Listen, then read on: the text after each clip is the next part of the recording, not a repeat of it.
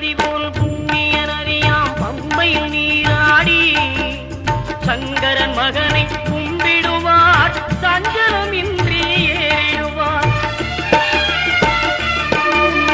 நீலிமலை ஏற்றம் சிவபாலனும் ஏற்றிடுவார். காலமெல்லாம் நமக்கே அருள்காவலனாயிருப்பார். தேகபலம் தா பாதபலம் தா தேகபலம் தா பாதபலம் தா தேகபலம் தா